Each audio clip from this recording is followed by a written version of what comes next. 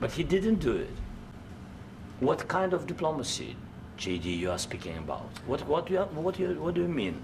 I'm talking about the kind of diplomacy that's going to end the destruction of your country. Yes, but if you Mr. President, with respect, I think it's disrespectful for you to come into the Oval Office and try to litigate this in front of the American media. Right now, you guys are going around and forcing conscripts to the front lines because you have manpower problems. You should be thanking the President for trying to bring an end to this conflict. Have you ever been to Ukraine that you say what problems we have?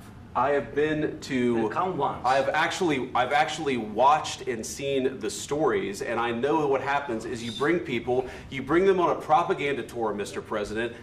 Do you disagree that you've had problems bringing people into your military? And do you think that it's respectful to come to the Oval Office of the United States of America and attack the administration that is trying to prevent the destruction of your country? A lot of questions. Let's start from the beginning. Sure. First of all, during the war, everybody has problems, even you, but you have nice ocean and don't feel now, but you will feel it in the future.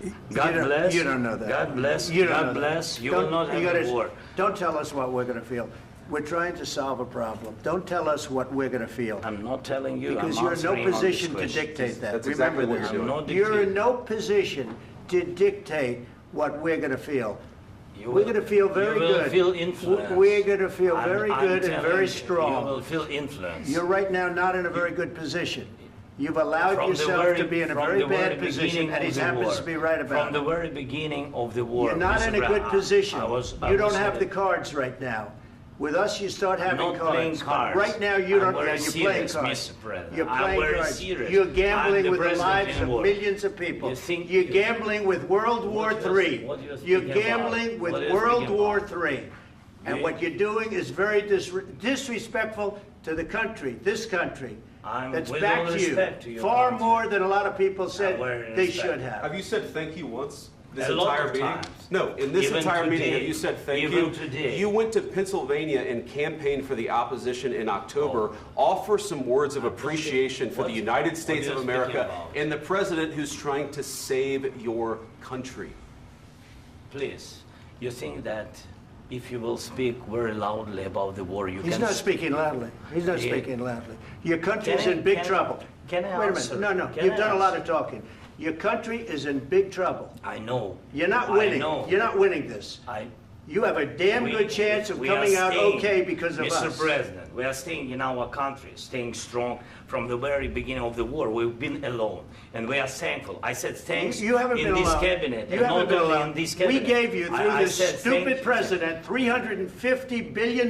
You voted we gave for you your military president. equipment, You and you voted men for are your brave, president. but they had to use our military. What about If you didn't have You our invited military me. equipment, You invited if me you to didn't speak. have our military equipment, this war would have been over in 2 weeks. In 3 days, I heard it from Putin. In 3 days, this is something Maybe new. less. In 2 weeks, of course, yes. It's going to be a very hard thing to do business like this. Again, I tell you. just say thank you. I said a lot of times thank you to American people. Accept that there are disagreements, and let's go litigate those disagreements rather than trying to fight it out in the American media when you're wrong.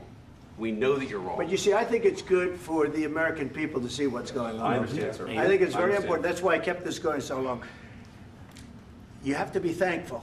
You don't have the cards. Thankful. You're buried there. Your people are dying. I can tell you You're again, running low I know. on soldiers. Don't please, you're running Mr. low President. on soldiers. It would be a damn good thing. Mr. And then you tell us, I don't want a ceasefire. I don't want a ceasefire. I want to go, and I want this.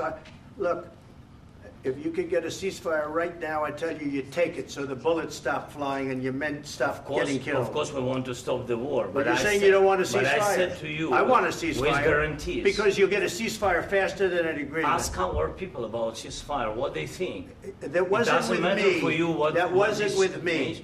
That was with a guy named Biden who was not a smart person. That was with Obama. It was your president. Excuse me. That was with Obama, who gave you sheets, and I gave you javelins. Yes. I gave you the javelins to take out all those tanks. Obama gave you sheets. In fact, the statement is Obama gave sheets and Trump gave javelins.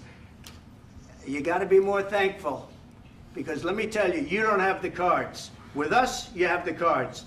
But without us, you don't have any cards.